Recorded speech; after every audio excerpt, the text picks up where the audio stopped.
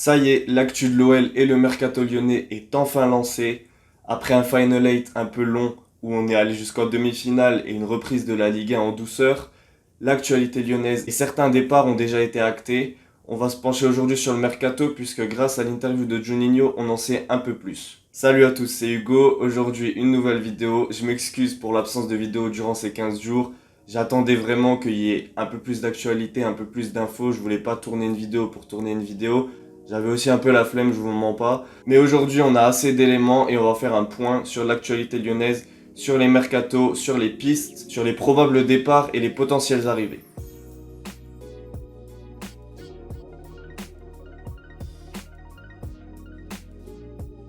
Avant de parler mercato, je voulais réagir sur l'interview que Juninho a donnée à RMC, interview exceptionnelle, très intéressante, je vous incite à aller la regarder. Elle dure 1 heure, franchement si vous êtes un amoureux du football, vous allez forcément apprécier. On lui pose énormément de questions, il explique ce qu'il a ressenti au fil de la saison, qu'il a même pensé parfois à quitter l'OL. Enfin, en tout cas, il a douté de lui, mais finalement son amour pour le club et les responsabilités qu'il avait ont fait qu'après le départ de Silvinho, il s'est naturellement remis en question et il a continué à aller de l'avant et à mettre les bouchées doubles pour l'OL. À son arrivée, il a trouvé des joueurs trop gentils, un petit peu égoïstes, et c'est là-dessus que son axe de progression a été le plus important puisqu'il a réussi à concerner ensemble le groupe. Il explique que justement, même si ce sont pas tous des amis, d'ailleurs c'est pas le but, ils ont tous un objectif commun, c'est réussir à l'OL. Et ça, il est content d'avoir pu changer les mentalités et il espère que ça va continuer car c'est la clé du succès pour lui, c'est de réussir à changer ses mentalités et à faire de joueurs qui se donnent à 60% à l'entraînement, qui se donnent à 100% pour gommer les irrégularités qu'on connaît à l'OL depuis tant d'années. Il explique aussi qu'il a une relation très particulière avec tous les joueurs, il s'entend très bien avec eux.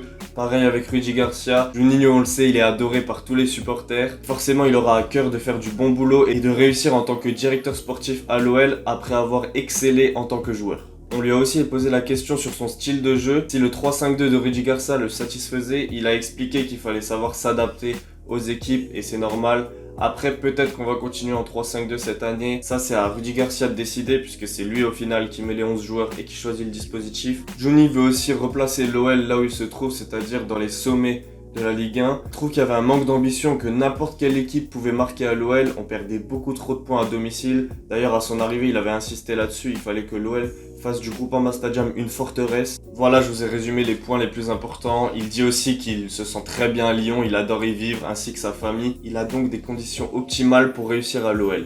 Maintenant, si vous voulez plus de détails, je vous invite vraiment à aller voir cette interview parce qu'elle est vraiment exceptionnelle. Parlons maintenant mercato. On va d'abord parler des départs actés, c'est-à-dire les départs officiels.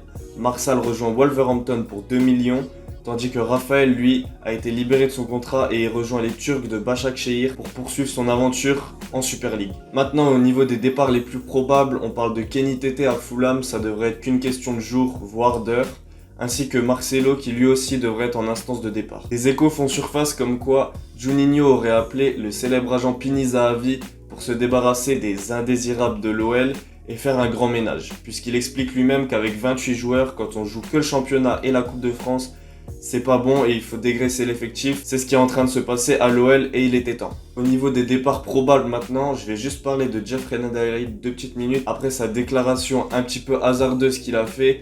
Pour l'OL, il est hors de question de se séparer de Jeff. Il est jeune, il revient des croisés. Ils ont mis 25 millions dessus, c'est qu'il compte sur lui. Juninho l'aime bien. C'est très peu probable qu'il quitte l'OL, à moins que le joueur ne fasse tout pour quitter Lyon. Bertrand Traoré a lui aussi fait savoir dans la presse qu'il lui fallait du temps de jeu, ce qui pourrait le pousser à un départ. On sait qu'il a des courtisans en Première Ligue, avec notamment, je crois, Crystal Palace qui s'était intéressé à lui. Parlons maintenant des 3 joueurs les plus probables quant au départ sur le mercato lyonnais. On parle de Dembélé, Depay et Aouar. Alors Dembélé. Dembélé, à l'heure actuelle, c'est le joueur qui a le plus de chances de rester à l'OL, au vu des clubs qui courtisent les 2 autres. C'était pourtant pas la tendance, d'ailleurs c'était un petit peu l'inverse en début de mercato, puisqu'on pensait que Dembélé, lui, c'était sûr qu'il allait rejoindre un club anglais par exemple, parce qu'on sait qu'ils avaient fait des offres, ou du moins qu'ils avaient montré leur intéressement pour le joueur français. Mais lui, à l'heure actuelle, comme les 2 autres d'ailleurs, n'a reçu aucune offre officielle. On va garder le dossier Memphis pour la fin, on va parler d'Aouar maintenant. Aouar, on sait qu'il est courtisé par les plus grands d'Europe. la Juventus, Manchester City, même le PSG. Juninho a expliqué qu'il n'avait reçu aucune offre, que beaucoup de clubs s'étaient renseignés. C'est évident après le Final 8 qu'il a fait et les performances qu'il a réalisées en Ligue des Champions. Houssem Aouar est la priorité d'Arsenal et ils ont contacté l'OL dans le but d'un échange avec de l'argent, avec Matteo Guendouzi et quelques millions en l'échange d'Houssem Aouar. Totalement refusé par l'OL qui ne veut pas du profil de Matteo Guendouzi et qui refuse donc cet échange. Juni nous a dit qu'Houssem avait un bon contrat à l'OL, il était parmi les joueurs les mieux payés, ce qui est mérité. C'est un joueur issu du cru, ils vont tout faire pour le garder, ils savent que c'est un joueur intelligent, qui sait ce que l'OL lui doit et ce que lui-même doit à l'OL. Juni s'entend très bien avec l'entourage et notamment le frère d'Houssem Aouar. Je pense que le joueur le plus intéressant à garder, mais un des plus difficiles aussi, ce sera Houssem Aouar. Parlons de Depay maintenant. Ces derniers temps, tout le monde l'envoie à Barcelone. Des sources néerlandaises, même des sources italiennes disent que c'était déjà fait. Juni a dit qu'il n'avait aucune offre pour l'instant officielle, mais qu'il en attendait une. Ça va être compliqué de garder Memphis qui lui-même ne voulait pas prolonger. Il a 26 ans, on connaît ses ambitions, il s'est jamais caché, il a toujours rêvé de rejoindre un top club européen et quand le Barça, même si c'est un des pires Barça de la décennie, vient toquer à ta porte, bah forcément t'es un peu chamboulé. Et même s'il a dit qu'il était pas au courant, qu'il voulait pas trop s'intéresser, qu'il était focus, notamment avec les Pays-Bas lors de cette trêve internationale, eh ben forcément ça sent pas bon pour nous les Lyonnais. À partir de là, il y a un dilemme qui se crée pour Juni et l'OL. Est-ce qu'il faut le garder une saison de plus et le laisser partir libre ou est-ce qu'il faut le vendre à un an de la fin de son contrat et récupérer entre 20 et 30 millions? Juni nous l'a dit, aujourd'hui l'OL a les moyens de s'asseoir sur ces 20 à 30 millions et de le garder pour avoir une équipe compétitive et se qualifier en Ligue des Champions pour l'année prochaine. Et ainsi il laisserait son capitaine partir libre dans le club qu'il souhaite. D'ailleurs j'oubliais, Juni a précisé que c'était quasiment impossible de voir les trois joueurs, c'est-à-dire Memphis, Dembélé et Houssem Aouar quitter l'OL en même temps cet été. Il a aussi dit que ces joueurs ne seront pas forcément remplacés, mais que si évidemment on venait à en perdre 2 voire 3 joueurs, Aulas ferait les efforts nécessaires et on achèterait forcément des joueurs pour garder une certaine qualité dans l'effectif. Maintenant qu'on a vu les départs, on va s'intéresser aux arrivées et aux rêves de Juninho, puisqu'il en a eu. Juni nous apprend qu'il avait appelé Alexandre Lacazette en hiver et lui avait proposé un prêt de 6 mois pour venir rejouer dans son club de cœur et son club formateur. Mais cela s'avérait très compliqué au niveau de son contrat parce que l'OL n'a pas les moyens de s'aligner sur un contrat d'un top club anglais. Idem pour Umtiti, Juni aurait aimé le faire revenir cet été, mais ça s'avère compliqué au niveau du salaire. Après, il a expliqué que si le joueur était intéressé par le projet, qu'il était prêt à faire un effort, bah l'OL en ferait un aussi. Et il pourrait peut-être s'aligner sur un contrat où les deux parties s'entendent, histoire de faire revenir Big Sam. Juni s'est aussi renseigné sur Thiago Silva, mais pareil, même problème. Le salaire incroyable du Brésilien a fait que c'était impossible pour l'OL de pouvoir recruter au Monstro. Et enfin, on va finir sur Benzema, Cabenueve. On sait que l'OL, depuis tant d'années, rêve d'un retour de Karim. Le plan de Juni, ce serait de venir le faire jouer encore 2 saisons. Mais là, il est encore très performant avec le Real Madrid. Il a d'ailleurs fini meilleur buteur du club et dans les meilleurs buteurs de la Liga. C'est évidemment compliqué d'espérer le voir revêtir le maillot lyonnais, du moins cette année en tout cas.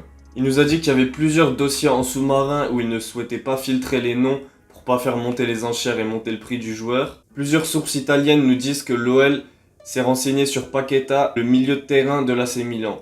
Certaines sources nous disent même qu'ils ont fait une offre à hauteur de 18 millions, probablement pour remplacer Aouar en cas de départ. Quand on lui a posé la question sur Pellistri, il a réagi et il a dit que oui, il aimait beaucoup le profil. C'est un jeune joueur de 18 ans qui évolue dans le championnat uruguayen. Un ailier droit très vif, explosif, dribbleur, qui fait aussi beaucoup d'efforts défensifs dans un championnat très physique, très dur, que c'était le profil et le type de joueur dont l'OL manque. Dans un effectif où il avait constaté des joueurs trop gentils, qui manquaient d'agressivité, sans ballon et d'efforts défensifs, bah ce joueur pourrait faire du bien à l'OL et d'ailleurs il ne s'en cache pas et ils le suivent de très près. Voilà donc au niveau des arrivées ce que j'ai pu retenir. Après j'ai vu d'autres non filtrés mais c'est pas des sources très fiables et pour l'instant il n'y a rien de concret donc je vais pas en parler. Si j'ai oublié quelque chose n'hésite pas à me le dire en commentaire, je réponds à absolument tout le monde. Vous pouvez me parler de ce que vous voulez sur l'OL, je vais vous répondre les gars, il n'y a pas de souci. Évidemment dans une saison on va jouer que la Ligue 1 et la Coupe, c'est normal qu'on perde plus de joueurs et qu'on ait du mal à faire des arrivées. Il faudra dégraisser et d'ailleurs c'est ce qui est en train de se passer. Voilà, j'espère que la vidéo t'a plu. Comme je t'ai dit, si tu veux me dire quelque chose ou que j'ai oublié quelque chose et tu veux m'en faire part, n'hésite pas à laisser un commentaire. Tu peux aussi donner ton avis sur cette vidéo, Laisse un pouce bleu si t'as aimé, abonne-toi si c'est pas encore fait et que tu vas être au courant de toutes les vidéos. C'était un peu calme récemment, mais avec le début de la Ligue 1 et la reprise des matchs, on va continuer à vous proposer du contenu. Alors restez actifs les gars. Merci beaucoup, bonne journée à tous, à plus, ciao.